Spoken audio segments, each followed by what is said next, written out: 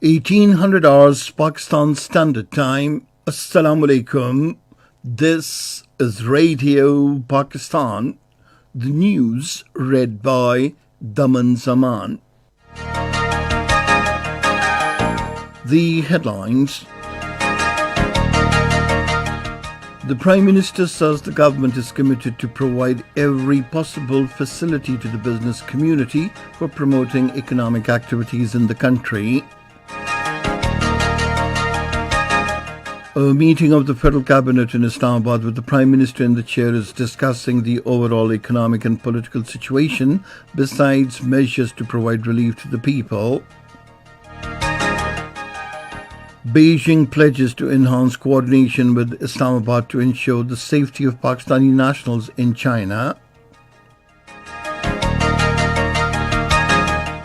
In occupied Kashmir, routine life activities remain paralysed on the occasion of the martyrdom anniversary of prominent Kashmiri liberation leader Mohammad Maqbool Bhatt today. In India, the Aam Aadmi Party is leading on 55 seats out of 70 members Delhi Assembly elections. At least 6 people have been killed due to Storm Ciara across Europe. And now the news in detail. Prime Minister Imran Khan has said ensuring ease of doing business and promoting tourism are the foremost priorities of the government. He was talking to the managing director of prominent advisory and consultant company McKinsey, Kevin Snyder, in Islamabad today. Imran Khan said the government is committed to provide every possible facility to the business community to promote economic activities in the country. This, he said, will ensure socio-economic development. Regarding tourism, the Prime Minister said there is a great potential of tourism in Pakistan. He said promotion of tourism will help us earn foreign exchange and create immense job opportunities for the youth. Imran Khan said the people are bearing the brunt of the maladministration and flawed policies of the past rulers in the energy sector. He said checking losses in the energy sector and reducing burden on the masses is one of the priorities of the government. The Special Assistant on National Health Services, Dr. Zafar Mirza, and the Special Assistant for Overseas Pakistanis, Zulfikar Abbas Bukhari, called on the Prime Minister Imran Khan in Islamabad today and briefed him about the steps taken for keeping Pakistan safe from coronavirus. The Prime Minister also inquired about the well-being of the Pakistani students in China, especially Wuhan city. The Prime Minister directed the Foreign Secretary, who was present on the occasion, to stay in constant touch with Pakistani students in Wuhan city and their families in Pakistan be kept informed about the well-being of their children. The Minister for Religious Affairs Noorul Haq Qadri and the Minister for Science and Technology Fawad Chaudhry also called on the Prime Minister separately in Islamabad today. The Minister for Parliamentary Affairs Azam Khan Sawati says 92% complaints on the Pakistan Citizens Portal have been resolved, which is a big achievement. Responding to a question in the Senate during question hour, he said the portal has also given an opportunity to overseas Pakistanis to get their issues resolved online. Replying to another question, the minister said there is a need of improving institutions like the National Accountability Bureau and the Federal Board of Revenue for ease of doing business in the country. Azam Khan Sawati, while referring to facilities being provided in special economic zones, said a summary has been moved to Cabinet for income tax exemption of enterprises in the zones for another 10 years. He said earlier exemption was granted for 10 years, which will expire on 30th of June this year.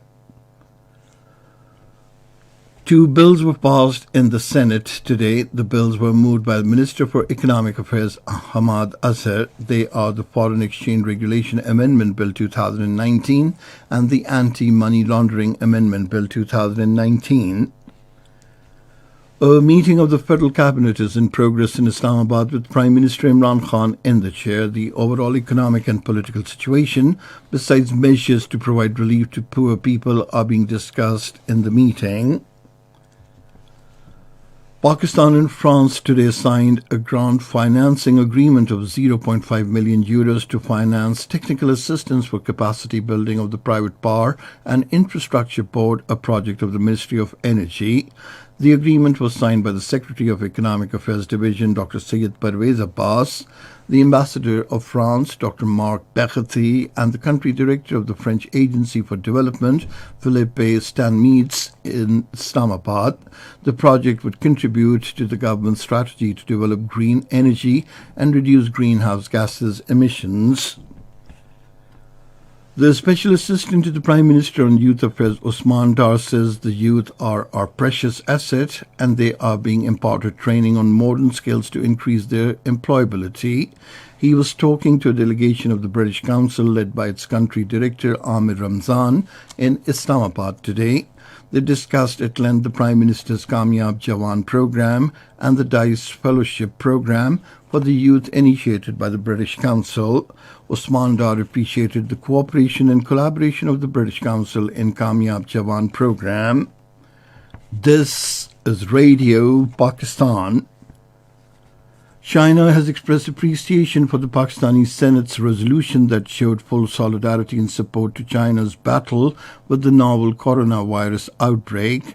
The Chinese Foreign Ministry spokesperson Sheng Shuang said in Beijing today that the resolution expressed its appreciation to China for having treated Pakistani citizens, especially students in the central Chinese city of Wuhan, with protection and comfort.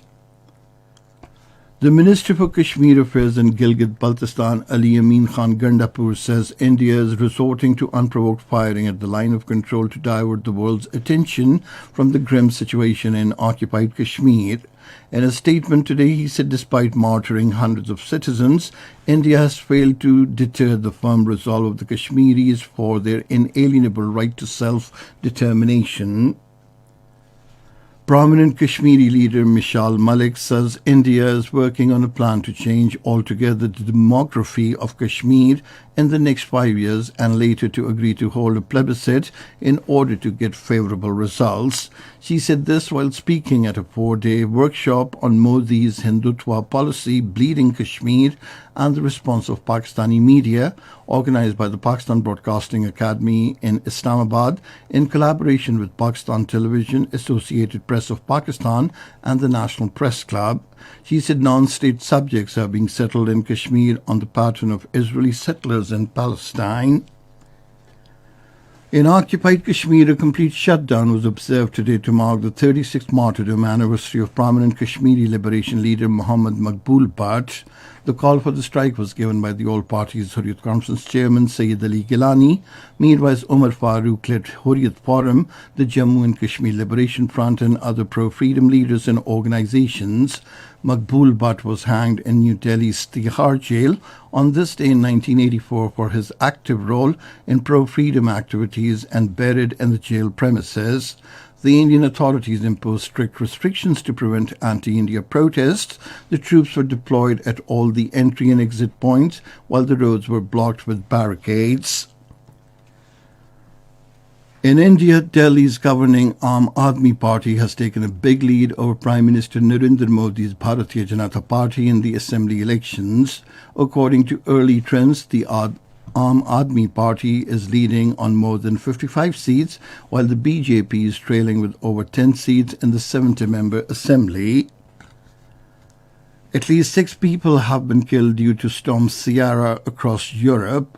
According to reports, a woman and her 2 daughters were killed when high winds in Poland ripped the roof of a shop.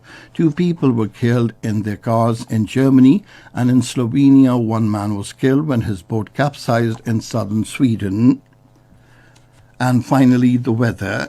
Rain with snowfall over the hills is expected at isolated places in Islamabad, Upper Khyber Pakhtunkhwa, northern Balochistan, Gilgit-Baltistan and Kashmir during the next 24 hours. However, cold and dry weather is likely to prevail in other parts of the country. And that is the end of this news bulletin. For more news and analyses, log on to our website, radio.gov.pk, and you can also watch the live video streaming of our bulletins on the link facebook.com/Radio Pakistan News Official.